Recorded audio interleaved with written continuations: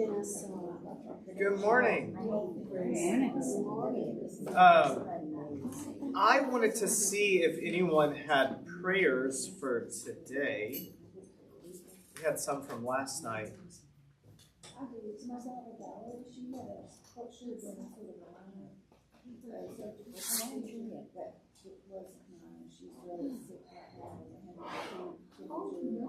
Oh. Should we pray for you? Where does she live? Where does she live? Oh. Okay.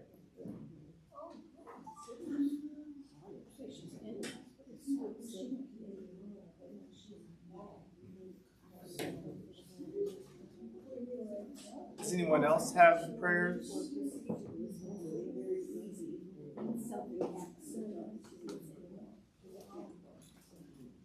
I wanted to read a prayer to you all, and I thought it sort of tied into some of what we're looking at today. But I got this new little book of Celtic prayers, and this one is called Remember Your End. Remember, O friend, your end. Now you are strong and fit, filled with ambition, boasting of your achievements, but all your success is a mere passing shadow. Remember you are made of clay, and to clay you will return. Now you are healthy and handsome, filled with energy, proud of your work, but all your joys are a mere passing shadows. Remember your life is the breath of God, which at death will depart. Now your life on earth is solid and stable, but soon it will dissolve, your body crumbling to dust. Remember, O friend, your end. My God, we thank you that you are a God who is there with us amongst the bright days and the dark days, in the beginnings and in the ends. We pray that you be in particular with Valerie, with those others who are left unnamed, and with us all days. Amen. Amen. I thought that prayer somewhat tied into what we're going to be looking at today, which is going to be the historical Psalms. We are going to look at Psalm 78, 105, and 136. I just wanted to make a slight comment to make sure that you have a prayer book, because if you read these, might have noticed the historical Psalms are really long, and I could not fit them on my slides. And so I did fit Psalm 136, which is what we will look at first, but the other two I could not fit. And then Psalm 78, when we get to it, we're not actually going to read the whole thing. It is one of the longest Psalms, but we're going to play a song that is essentially it put to music. The other thing I wanted to check, and I'm going to pass a piece of paper around, is not next week, but the week after, is that sharing our Psalms.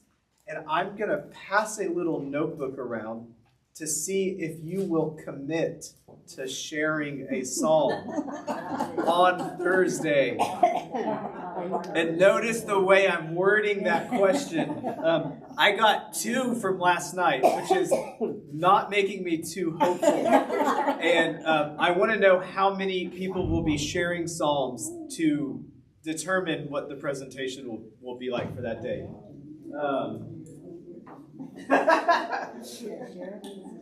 Notice the wording, not who wants to share, but who will commit.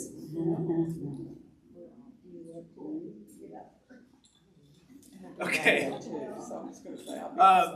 While that is going around, I wanted to draw your attention as well to our chart, because the gray on here is the historical Psalms, which you may note, there is not a lot of them on here. Also, people will classify like historical Psalms a little differently. So like Psalm 136 is the one that we're going to start. I'm calling it a historical Psalm because it goes through and tells a story. This chart is calling it a Thanksgiving Psalm, and it's both. And you'll see that why when we look at it. But I just wanted to draw a note to this. We're going to read Psalm 78. We're going to do 136. Also, Psalm 95 is one that I emailed. This chart has it as a nothing psalm. To me, it's very clearly a historical psalm. It is one that you would typically do for morning prayer. I think I've mentioned this before. It is probably the psalm I am most familiar with. We are not reading it today just because it didn't lend itself well to looking at the aspects of historical psalms. But I also wanted to point out too, Psalm 105 and 106. They were not written as like one big long psalm that got divided, but Psalm 105 and 106 really should be paired together, which is why they're right beside each other. We'll look at that in a moment, but Psalm 105 focuses on God's faithfulness, and then Psalm 106 has a focus on Israel's rebellion or Israel's failure, and they really do go together. For our briefest of reviews, we began by talking about our lament psalms. Again, those are the most common type of psalm. There's some subtypes, including the penitential psalms, the confession psalms, and you might remember when we talked about them. Do we have enough handouts? Okay. That the penitential psalms are not focused on guilt, they're focused on healing, hence the picture. 2 weeks ago, we looked at the imprecatory or the anger psalms, those things that voice our anger. I said this that week and last week, and I just want to say this again. I don't think the imprecatory or the cursing anger psalms are ones that you should pray every single day. And I don't think that you should want your prayers to sound like that. And one reason that they are so important is because we will all come to moments where we experience anger, where we experience the darkness inside of us that's hard to describe. And the imprecatory psalms help us when we get to that point. This is going around for if you will commit to sharing your psalm with us in 2 weeks. Yeah. Who exactly decided how they got their time, whether it's Thanksgiving, whether it's... Everyone who teaches a class does it differently. So that was the chart that I picked, and that was how we organized it. Okay. I went through like 20 different ways of how we would organize these. Why did you pick that one? Because you thought it was the most... So that's a good question, and it'll lead to it. So a lot of the times they might talk about, like Walter Brueggemann says, there's 3 types of psalms. That like orientation, disorientation, reorientation. Some people look at there only being 2 types of psalms, which is the one focused on my action or on God's action. And some people also will call those like the messianic psalms and the personal psalms. It kind of depends on how you just look at it. And I think there's elements of all of those things there, and these were the ones that seemed helpful for 7 weeks to organize it. And they all kind of overlap too. But for these imprecatory, these anger psalms, those are a pretty clear type people would identify. These ones are important to hold on to so that when we come to moments of anger, we learn how to voice them, how to give that anger to God, and move on. It's not something to stay there. We talked about the Thanksgiving Psalms, and last week, the praise Psalms, which are pretty much the same thing. The praise Psalms, though, are focused on who God is. The Thanksgiving Psalms are focused on what God has done or what God has given us.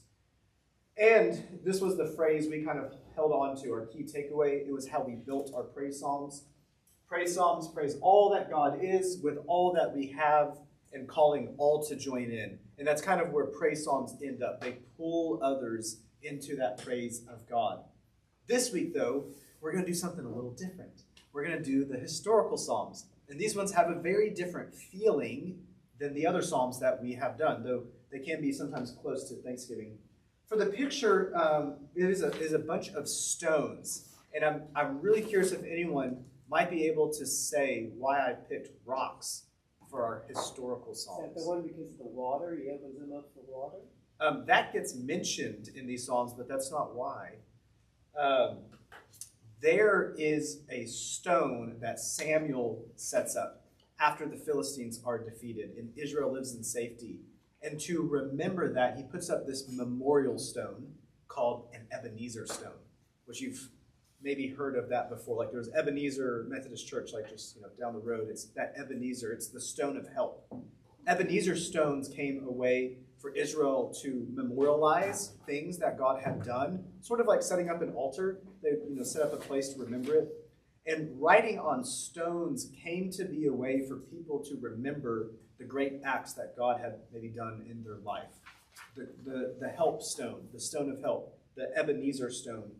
We are going to end by writing on our own Ebenezer stones.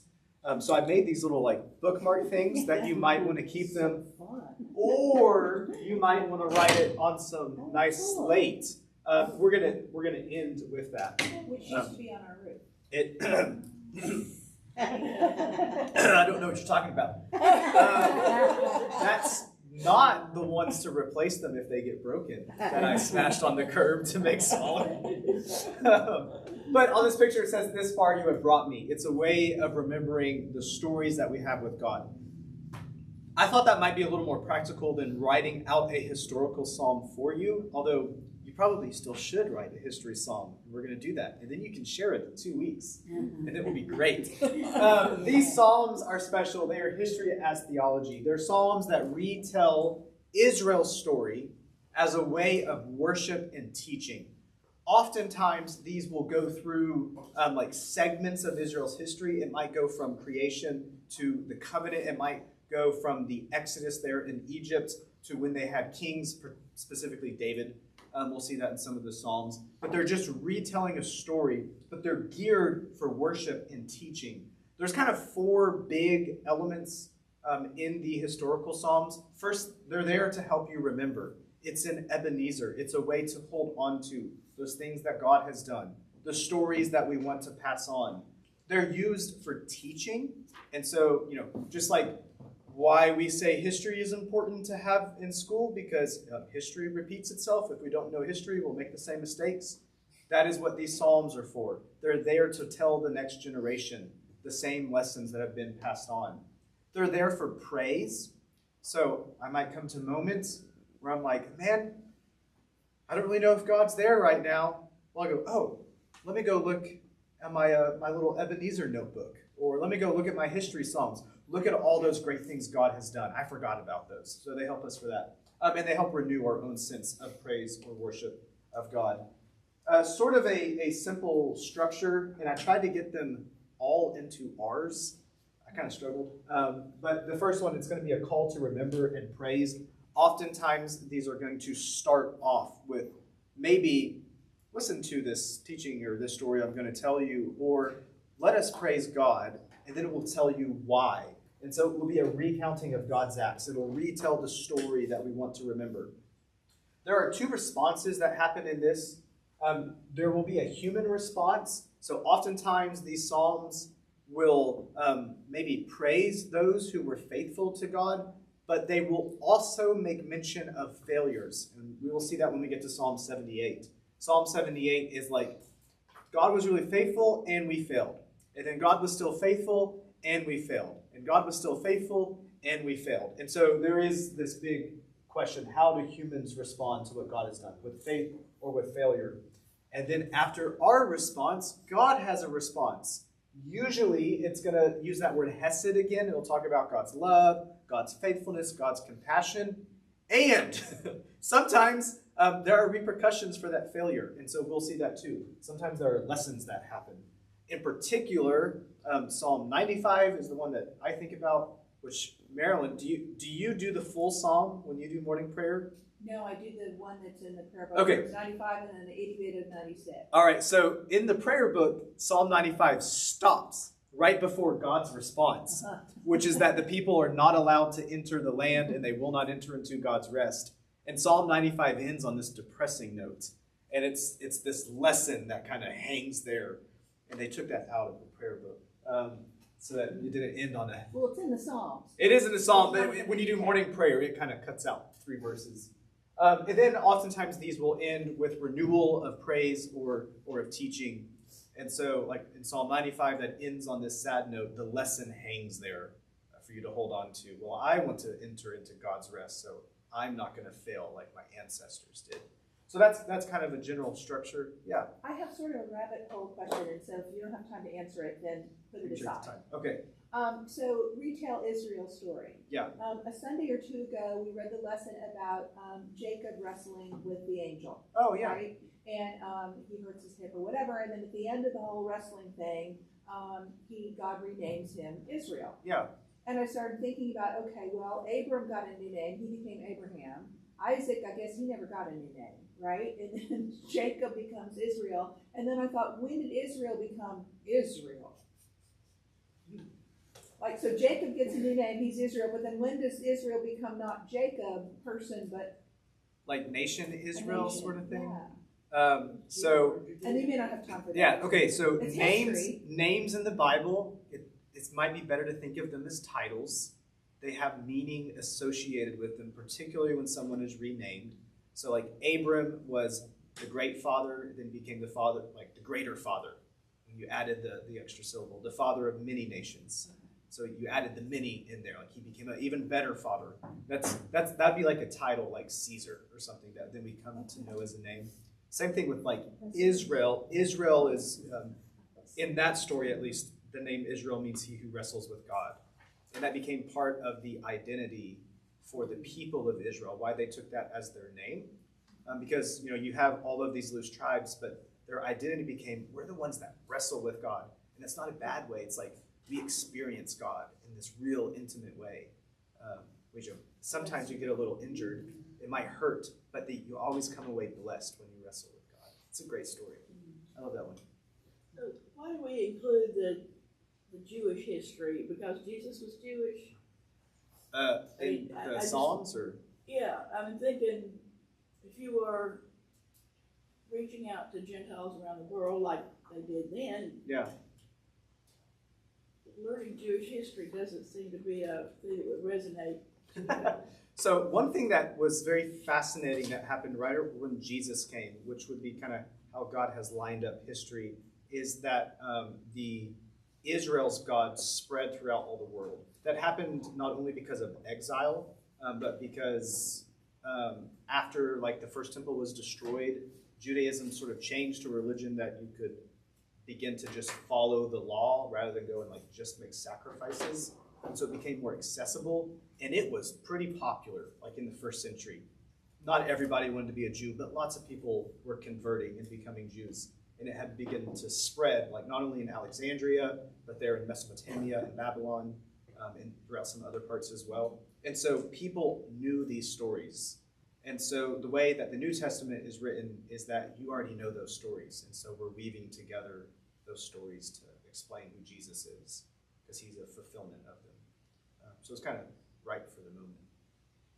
But for us too, I'd say we hold on to them because it's, Christianity doesn't make much sense. You don't have a New Testament if you don't have an Old Testament. I love these questions, but we'll jump back to this. Sort of a key takeaway for these history songs. They are sermons as songs, particularly Psalm 78, which we'll see when we get to it. But it's retelling history for us to remember, to learn, and to renew our trust in God for the future. There we go. And before we go and look at the Psalms, we're going to look at just a little review because we're not going to actually read all of the Psalms, like Psalm 78, because they're kind of long, so I just want to tell you about them before we actually read them. Psalm 136 is the one that we're going to start. It's like a liturgical history, if you will. This one has a refrain that is half of the psalm that keeps getting repeated. It's done liturgically like that, as a back and forth kind of well. It keeps repeating, his love endures forever. You will have that stuck in your mind after we read it. It's going to thank God for God's enduring love, so it tells the history about how God was always there for the people in the midst of it. It's going to walk through the story of creation. It's going to go through the story of the Exodus. It's going to go through the conquest, so when they moved into the Promised Land. And it's going to show that in every event in history, God is still there. Even when the people rebel, God is still there with God's mercy. Psalm 78 is a didactic history. Didactic, like it's a very lesson-y, teachy one. It kind of reads like a sermon. It begins, "Hear my teaching, O my people," which is how Proverbs start. This one is kind of teaching from the past, or lessons from the past. It invites us to learn from history so we don't repeat the same mistakes. Psalm 105 is like a celebratory history. This one is very happy. It starts off, "Oh, give thanks to the Lord, call on his name." It's about praising God for God's faithfulness. And it invites us to thank God for being faithful across the centuries. And just a couple of fun facts I'm going to tell you. Is that okay if I move from this slide? Okay. Psalm 136 was very likely used in the temple liturgy, and so it might have been the priest saying the first part of the history, and it was very easy for you to know your response because you just say, His love endures forever, His love endures forever, His love endures forever. We're about to read it in about 45 seconds, and this is what I told the group last night as well. If you find yourself feeling like that's a repetitive phrase, and you notice that you said it quieter, the next time you say it as loud as you can. Okay, so if you start to say it quieter, reinvigorate yourself. So, don't read it like God brought them out of Egypt. His love endures forever. But then he did this, so his love endures forever. If you notice yourself getting down like, man, I keep saying this, yell it out. His love endures forever. Okay, if you can do that, it will prompt everyone will get louder as we say it and not quieter. Okay. Psalm 78 is one of the longest psalms. It's 72 verses. It reads like a sermon. We're going to play a sung version of it. The whole video, just to listen to it being sung through, that's paraphrased, takes 5 minutes. So it's a very long psalm. So I'm going to encourage you to have your prayer book with you to kind of follow along as it sings it. And we already said this, but Psalm 105 pairs with Psalm 106. We will not read Psalm 106 because Psalm 78 also has a focus on the failures, and that's the one that we want to read. Lastly, I want to draw your attention again to the structure. We will not revisit this slide, but that structure is on your handout. If you're going to build your psalm, you might find it helpful to follow this structure. I ended up not doing that when I wrote my psalm. That was my intention, and that's just not what happened. But you might find this to be a very helpful one, calling people to remember God's acts, going through what God has done in your life, writing about your response, maybe writing about God's response to your response, and then kind of renewing, like it was in the beginning, that call to praise God. Okay, we are going to look at Psalm 136. It is on page 789 of the Book of Common Prayer, which I need one. And remember, you will keep saying, for his mercy endures forever. If you get quiet, yell it out. It makes it more fun when you read it that way.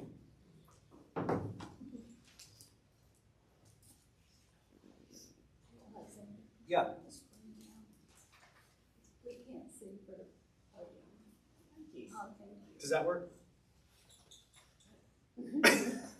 Sorry. Okay. We'll wait just like 10 more seconds. We're almost all there. 789. Give thanks to the Lord, for he is good. For his mercy endures forever. Give thanks to the God of gods. For his mercy endures forever. Give thanks to the Lord of lords. For his mercy endures forever. Who only does great wonders. For his mercy endures forever. Who by wisdom made the heavens. For his mercy endures forever. Who spread out the earth upon the waters. For his mercy endures forever. Who created great lights. For his mercy endures forever. The sun to rule the day. For his mercy endures forever. The moon and the stars to govern the night. For his mercy endures forever. Who struck down the firstborn of Egypt. For his mercy endures forever. And brought out Israel from among them. For his mercy endures forever. With a mighty hand and a stretched out arm. For his mercy endures forever. Who divided the Red Sea in two. For his mercy endures forever. And made Israel to pass through the midst of it.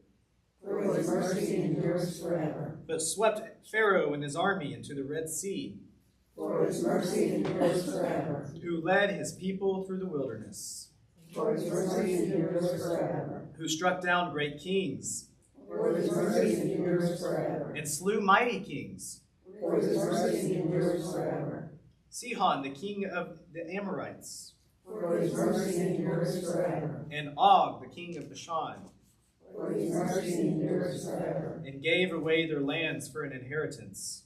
For his mercy endures forever. An inheritance for Israel, his servant. For his mercy endures forever. Who remembered us in our low estate. For his mercy endures forever. And delivered us from our enemies. For his mercy endures forever. Who gives food to all creatures. For his mercy endures forever. Give thanks to the God of heaven. For his mercy endures forever. There we go. All right, this one's kind of fun when you read it. So you see how this one, it's a liturgical history. We've added this liturgical element, and we just retold a story. That was a lot more fun to do it that way than just like, once upon a time, God created the world, and God saved us from this place, and then there was that other king over there, and that was in that. So it adds this. You can see how it's geared towards remembrance. So why are we using mercy instead of steadfast love, which is what my Bible says? So this is a Hebrew word, hesed, H-E-S-E-D. It's a great Hebrew word to hold on to, or as Marilyn corrected us, it's chesed. Little bit of CH sound in there. Hesed. I'm anglicized, so I'm just going to say hesed. But it means steadfast love. It means mercy. It means compassion. It often gets translated in any of those ways. Steadfast love, compassion, mercy. Really, it's a great Hebrew word to know. And I don't know many Hebrew words. I like that one, though. This psalm is going to go through the history. So it begins, give thanks to the Lord, for he is good. This is that call to the remembrance. Then it's going to go through and tell the story of all that God has done. It goes through the story of creation. And so, he created the great lights, sun to rule the day, the moon and the stars. Then it goes through the Exodus. So it's going to talk about them being stuck in Egypt, how God rescued them. Egypt is the big bad of the world at that day. And so they were the great empire, the ones who, enslaved all of the people. They took away everyone's rights and made them work for the Pharaoh. Even Egyptians weren't really fully free. They still kind of belonged to the Pharaoh. And God rescued them out of that. Then they come into the promised land. And you might not know about like Sihon, the king of the Amorites, or Og, the king of Bashan. Well, you don't have to, because God defeated them. They were the ones that came after God. They're some of the first big battles that Israel goes into the land. They wouldn't let them pass through. They had tried to kind of make peace and say, hey, we're coming over here. And they said, you can't come near us, and went to battle. And then, these little former slaves with nothing but all of Egypt's gold ended up winning the big battle against these big kings. Because these moments, the biggest moments when God came through and rescued them. Where this one gets really cool is how it kind of ends on this cosmic scale, like in 23 through 26. So he remembered us in our low estate. Now we're talking about, we finished the past. And now when we're at our lowest, God still remembers us. Even when I feel like I'm going to face the big king and I have no hope for tomorrow, I remember the past. God's mercy still endures forever. God still is delivering us from our enemies. And not just us, God gives food to all of the creatures. God takes care of all the animals. Of course, God would take care of me. So give thanks to the God of heaven. That's Psalm 136. We are going to turn this into a discussion question and part one of building our Psalms. But what moments in your life story can you say his steadfast love endures forever? To say that question in another way, what moments that are hard can you look back in life and say God showed up? That's kind of the question. I have told you about this before, but my family had these WHAM boxes, which I now know what it stands for: Wonder, Adoration, and Majesty. I thought it was memory, but I had to call my mom and ask. And she got it from this verse of Exodus 15. Who is like you, majestic in holiness, awesome in glory, working wonders? And I guess that MAL didn't make a good acronym, so we did it backwards, the WHAM. And we would put our WHAM moments in a bird feeder. We would write them on a card, which is why like these little Ebenezer stone things are on a piece of paper, because to me they're always ready. Whenever God shows up, you can write it down. We would put them in that bird feeder and we would look at them. It was a way of remembering those moments when God showed up. And so here is our hybrid discussion question and you writing the first part, like the number one on building your Psalms on the back page. What moments in your life story can you say his steadfast love endures forever? And if you had to write your own refrain, what would it be? What is a simple phrase that you could use to capture God's faithfulness in your life? We might not take the full 8 minutes. I might draw us into like a group discussion at the last minute or two, depending on the flow. But there we go. Discussion and write on your paper.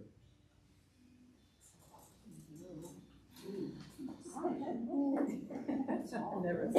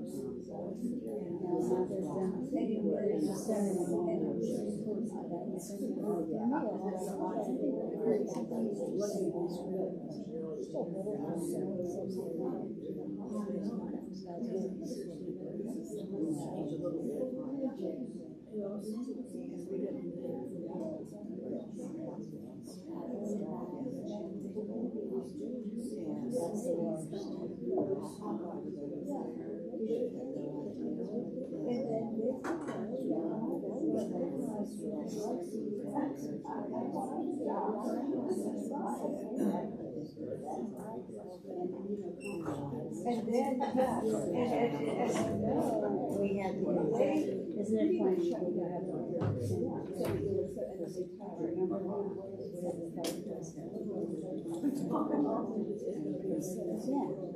and Jack was down there.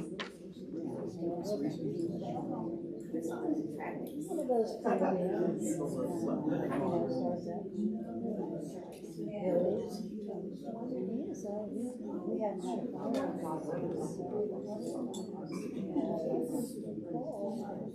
must have been person. But anyway, he decided to go out and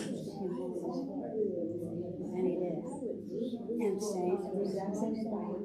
We had a and the neighbors. I see friends going to I told the kids, I said, we're out of here. Got everybody out of the house. I called.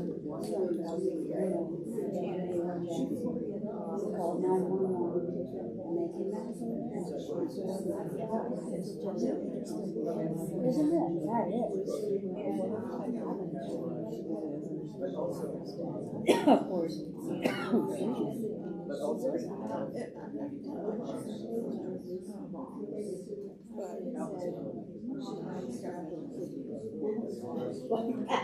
Sitting in a box on the table. And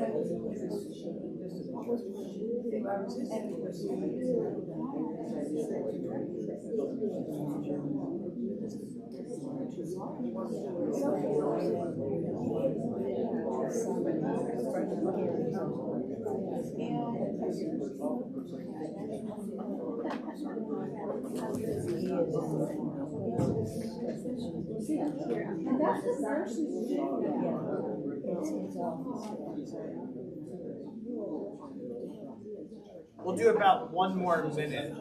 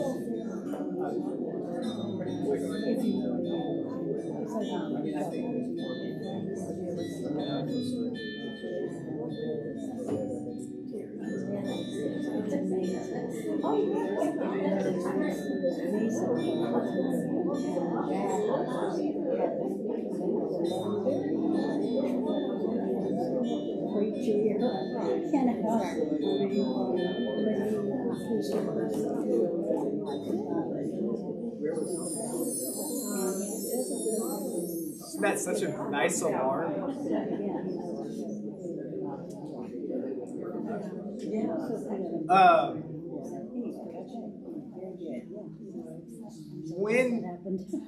When you were writing, first, did anyone write a refrain or come to a refrain?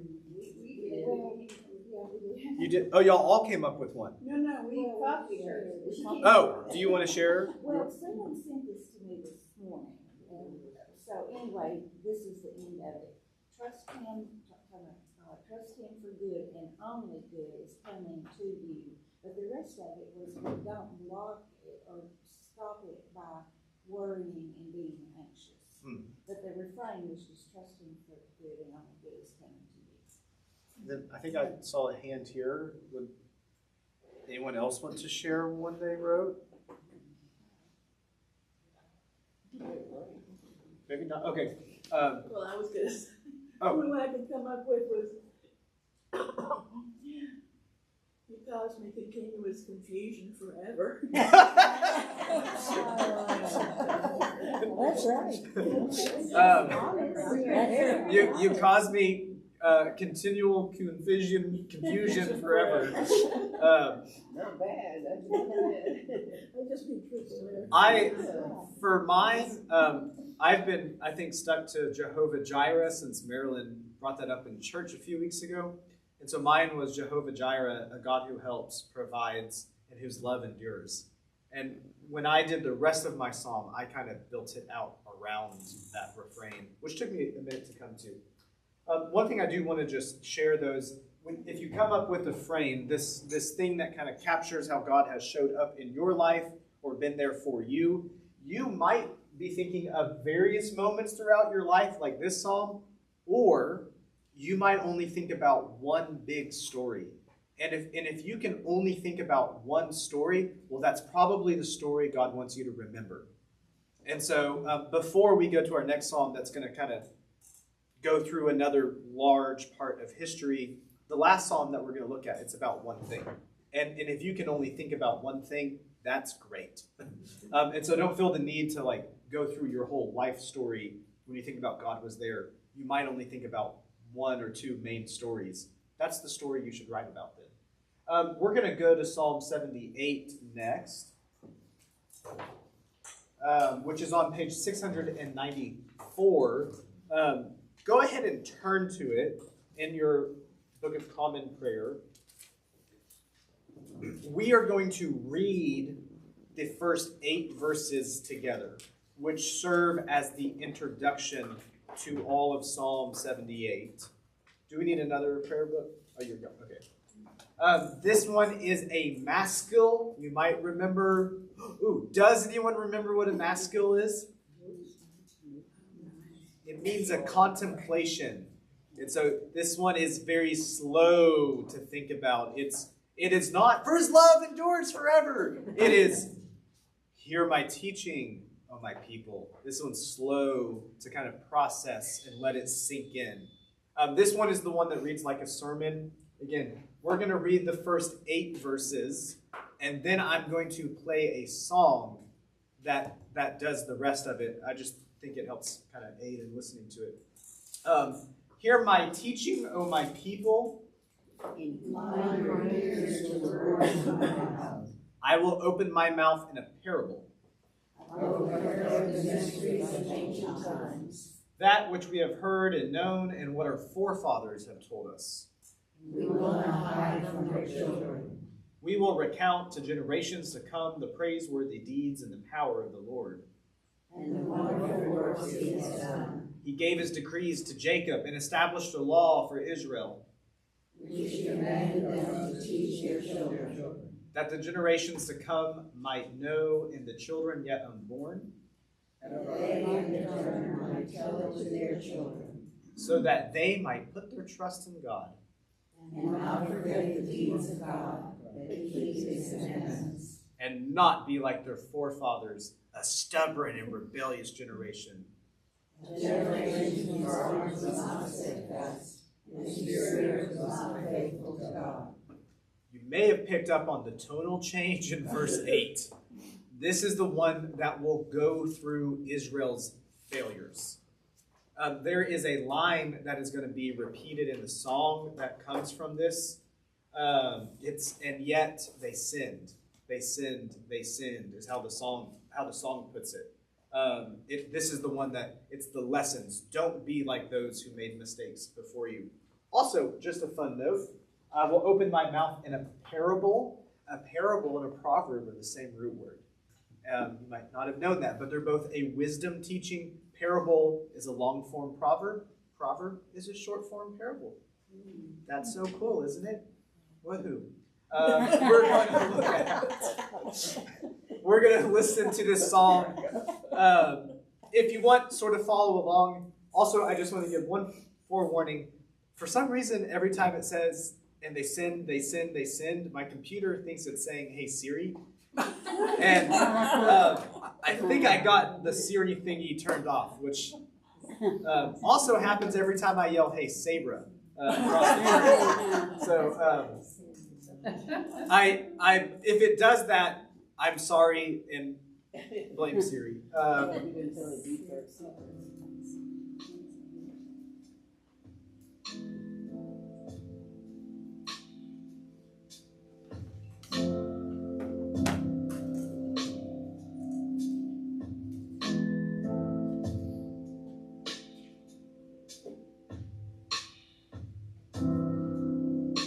People listen, incline your ear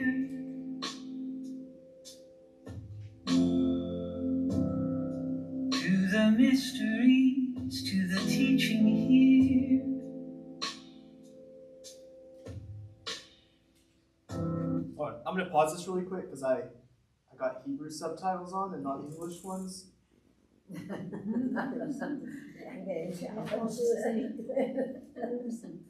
Oh, Dutch, apparently. Yeah, well, there's a lot of English questions there.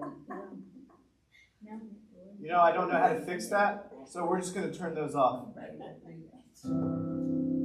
Oh, people listen, incline your ear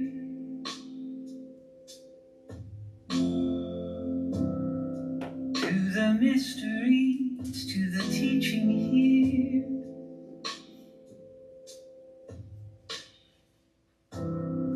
Things that we have heard, things that we have known, parables our fathers told. Oh no, we won't hide.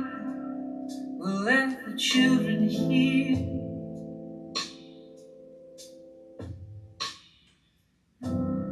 He divided the sea and let them pass through it, made the water stand as a heat. In the day he led by cloud, but with fire in the night.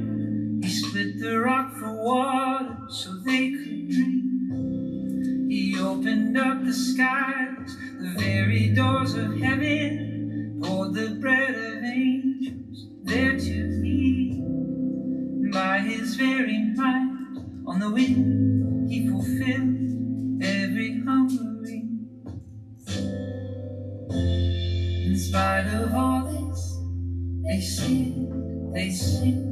In spite of all this, they rebelled again. In spite of all this, they sinned, they sinned. He had made the river blood, sent the swarms to devour. He gave the crops to beasts, the harvest of their labor.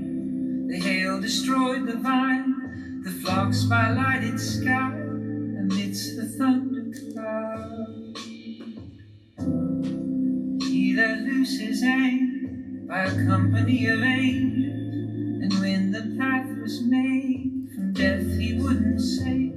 Struck down the firstborn first fruits of Egypt's strength, then he led his people out. In spite of all this, they sinned, they sinned. In spite of all this, they rebelled again. In spite of all this, they sinned, they sinned.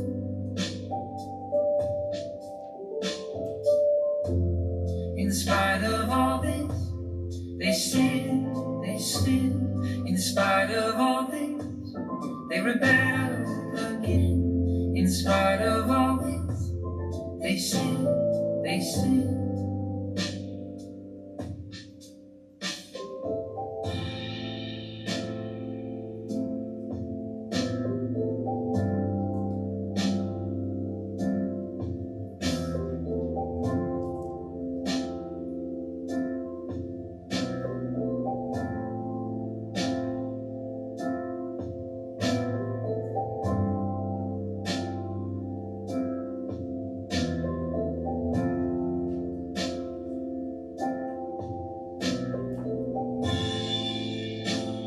So full of wrath God rose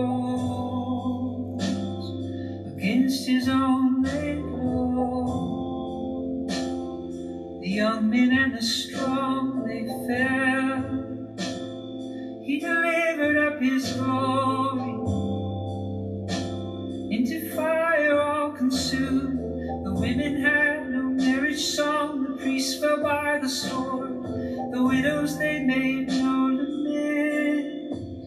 But then the Lord, full of compassion, his anger was restrained. Yet full of compassion, he remembered them again. Yet full of compassion, with a pure heart and a skillful hand. Yet full of compassion, he remembered them again.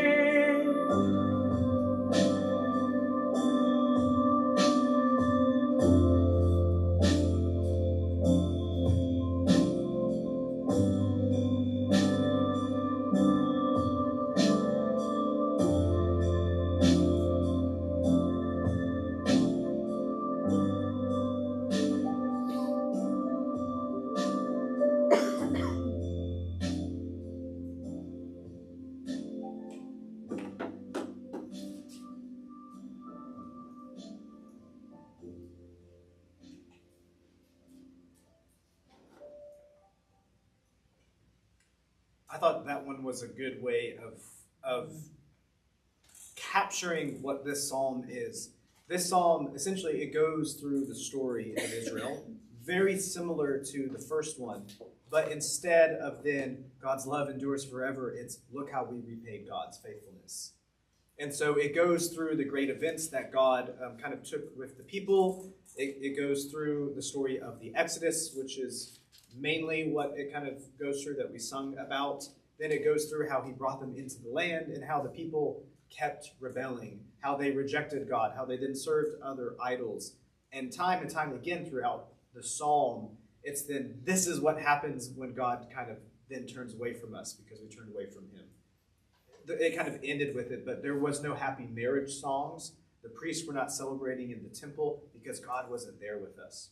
You may remember way back in the beginning, I kind of asked you, if you think about the Psalms as prayer, ask who the main actor is. Like, who are they wanting to solve the problem that gets mentioned? This is a psalm that doesn't actually end with us really, like, it's almost like we are not able to change our behavior on our own. And so this psalm ends in a messianic way. It ends with how God then rejects the other tribes of Ephraim and Joseph, and he picks Judah and brings King David. This is a psalm that has a lot of theology, that sometimes we get these moments when we're stuck in such brokenness that the only thing that can rescue us is God reaching out and intervening. And so here for Israel, that meant King David. The way Christians then have used this psalm is like, look, God came and rescued them with David, and that was a picture of our Messiah, of Jesus, who is to come. And so this psalm is one that we would also call like a messianic psalm, because the solution to the problem is the people can't change themselves. God comes in and intervenes and makes a new king. Really cool.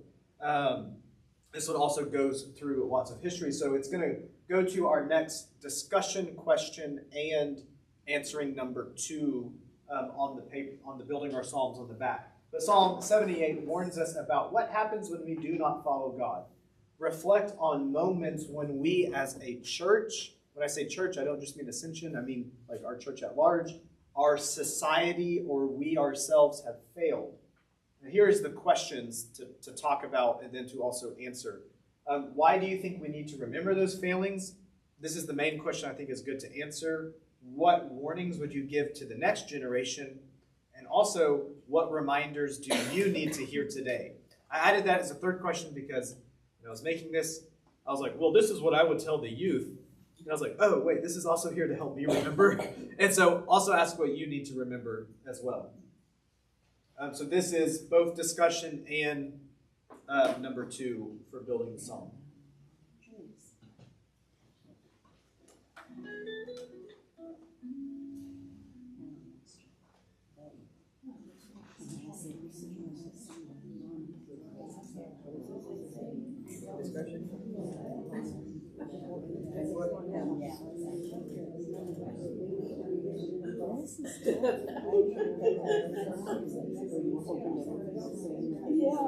Wait, she came back with her and we opened it.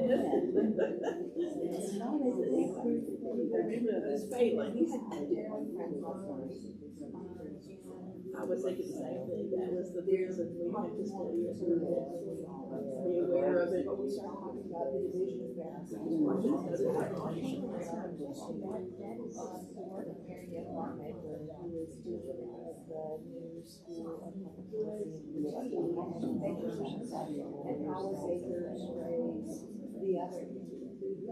the other fellow, and that guided his thinking in the Senate and throughout his political career. And so one of the first things Marianne did was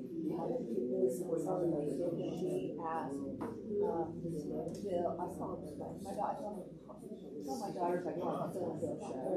Former governor former governor who are with us and writing the book, Two Coats of Covenants for the Baker Center.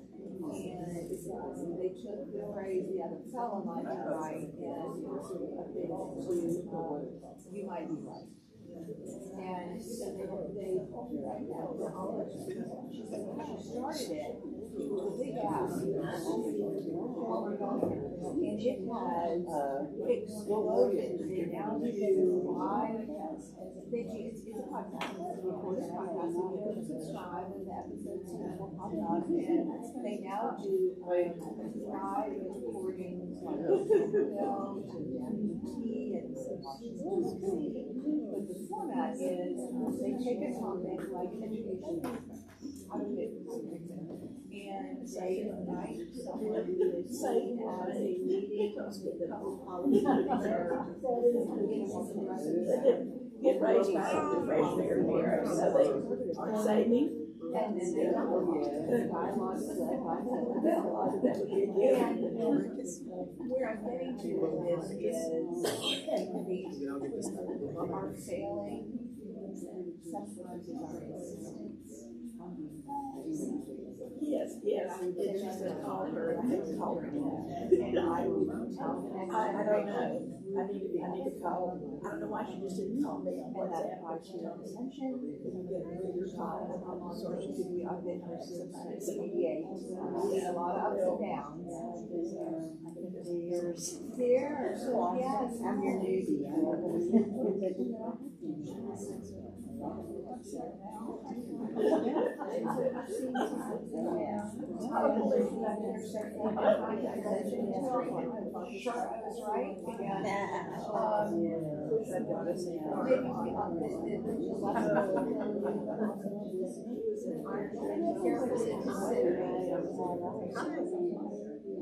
Human nature. Say hi. Yes. Just want you on your bed. Listen, you might about I learned that first in college. Beauty of college. My background. Everyone's opinions are also part of it. And that is one of the hospice.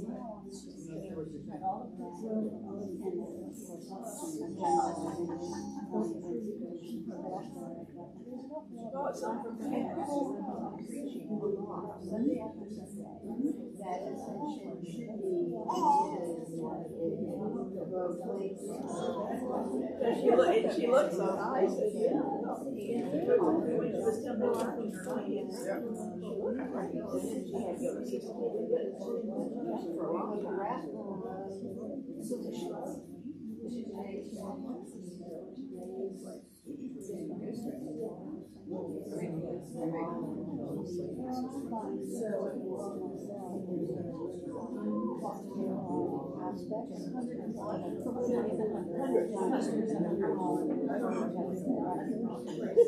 All right.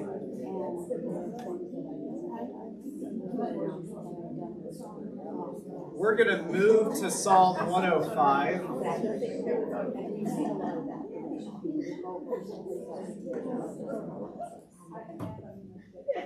We're going to move to Psalm 105, which is on page 738.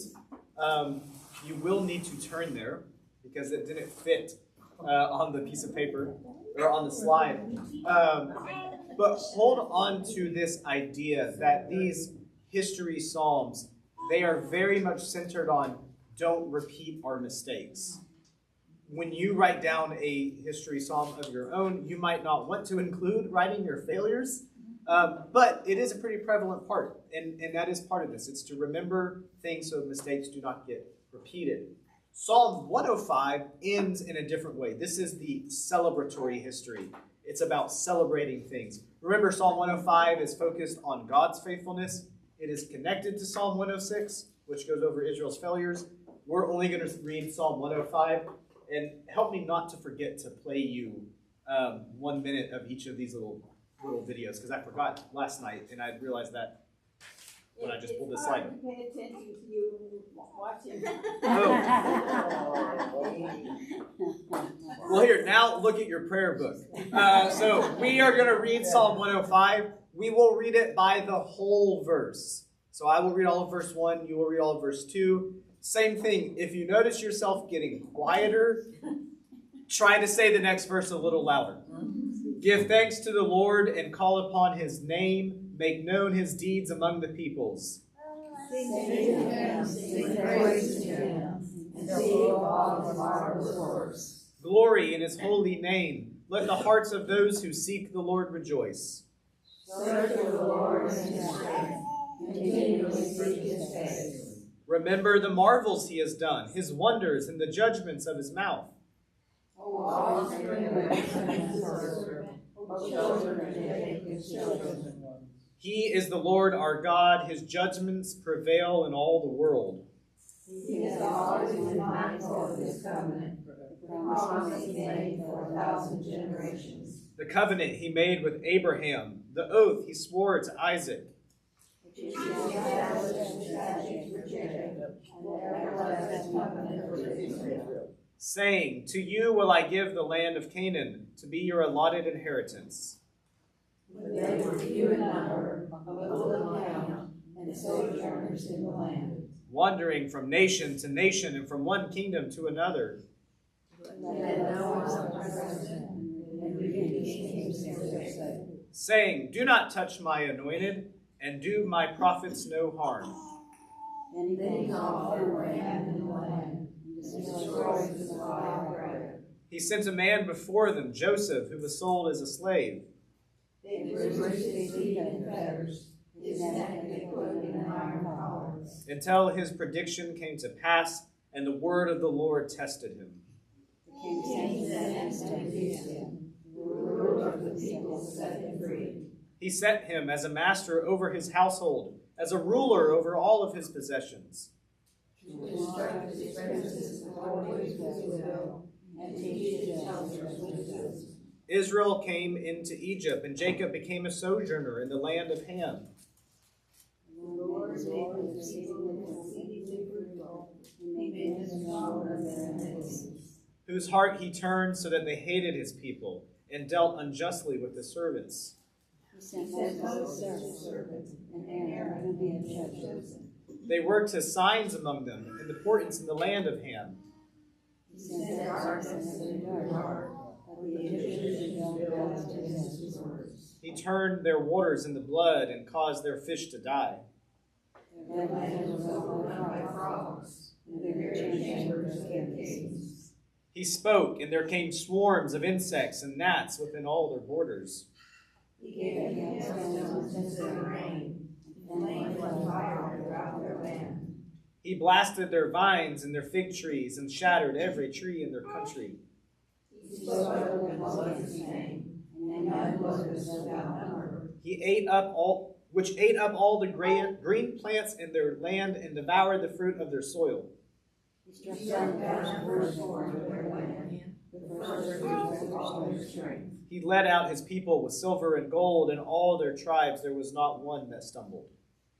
Egypt was glad of their going, because but they were afraid of them. He spread out a cloud for a covering and a fire to give light in the night season. They asked him for his tears, and he satisfied them with bread from heaven. He opened the rock, and water flowed, so the river ran in dry places. But God remembered his holy word, and Abraham his servant. So he led forth his people with gladness, his chosen with shouts of joy. He gave his people the land of the nations, and they took the fruit of their toil. That they might keep his statutes and observe his laws. Hallelujah. This psalm really goes through. I'm going to hand a little Iris over. Say bye. I'm just going to eat this thing. She is adorable. Most of the time. That's okay. This psalm focuses on one story. It goes through the story of Egypt, how God rescued Israel out of Egypt. That's really essentially all that it's about. And it is celebrating that. It is celebrating God's faithfulness. This is a hymn that you probably know, but I thought it would be a modern way of doing this one. This one's in our hymn book too.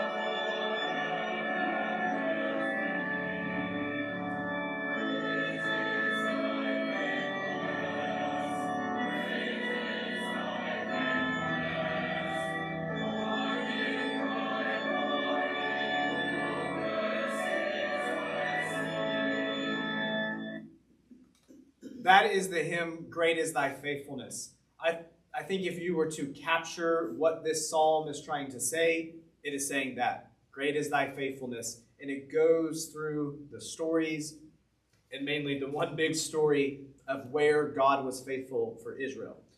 There is another chant that is based off of this psalm and some other ones.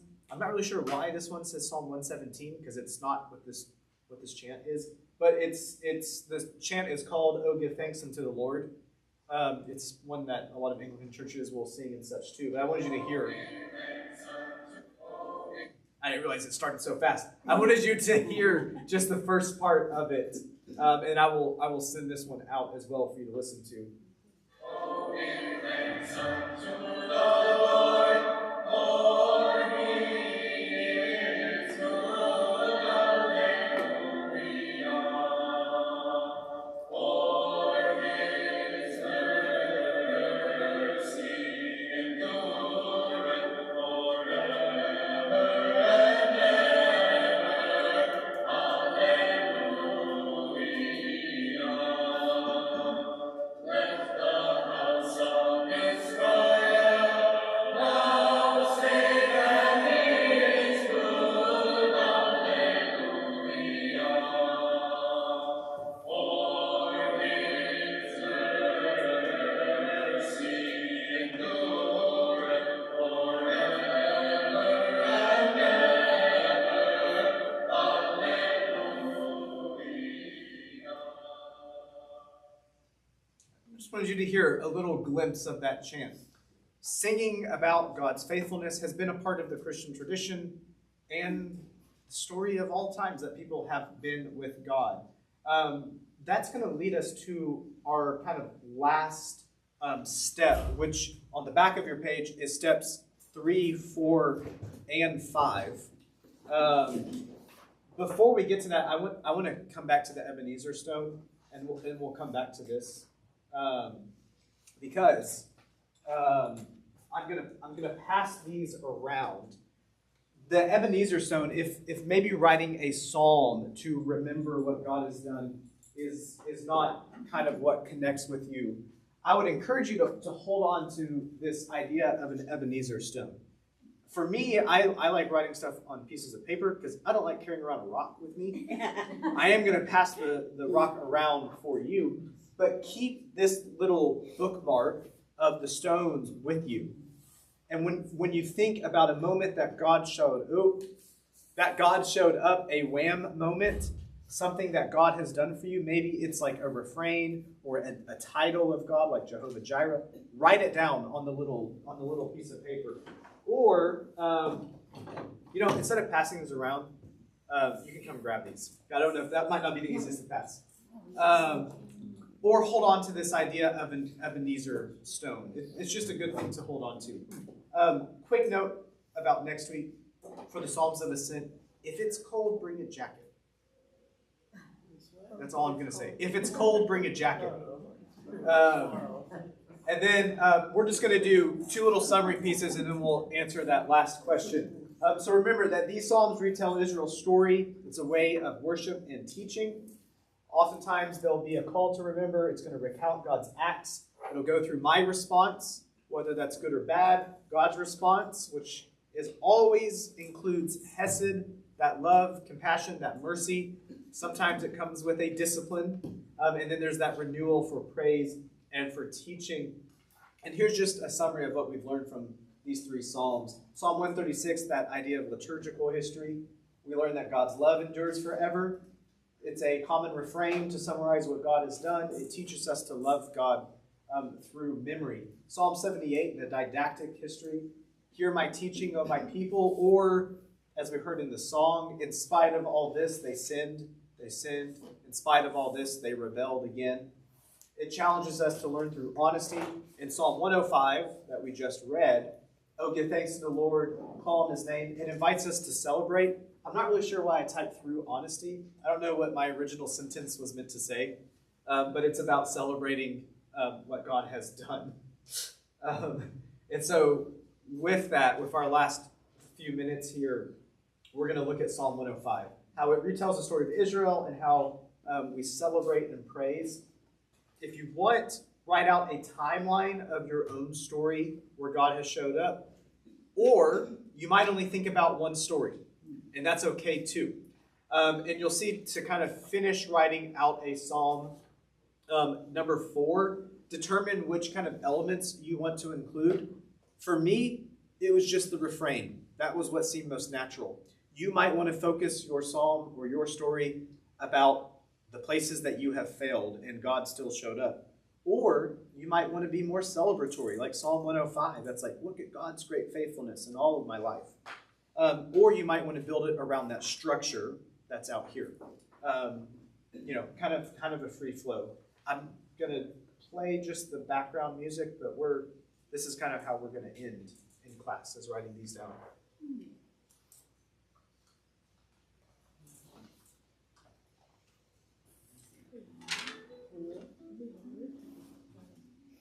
Oh, I don't have a pen.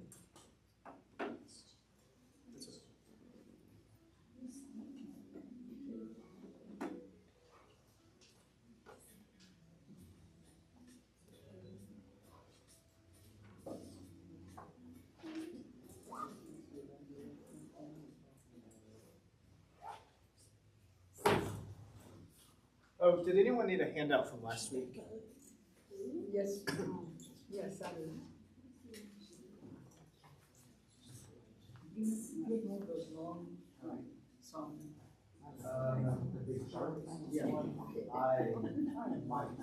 This says in preparatory that it is praise song. I just had the title wrong. But this was the last one, the praise song. Oh, thank you.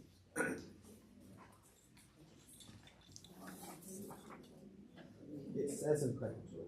It should be praise. Is that Christopher? Anger. Is that Christopher? Is that Christopher? There you go. You were cool. He had one like that today. I wasn't sure, so.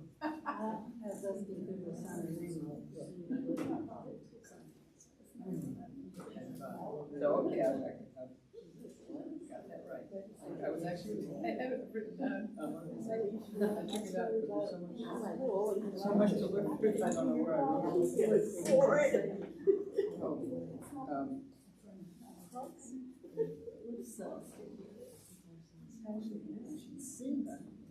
I don't know. I think it's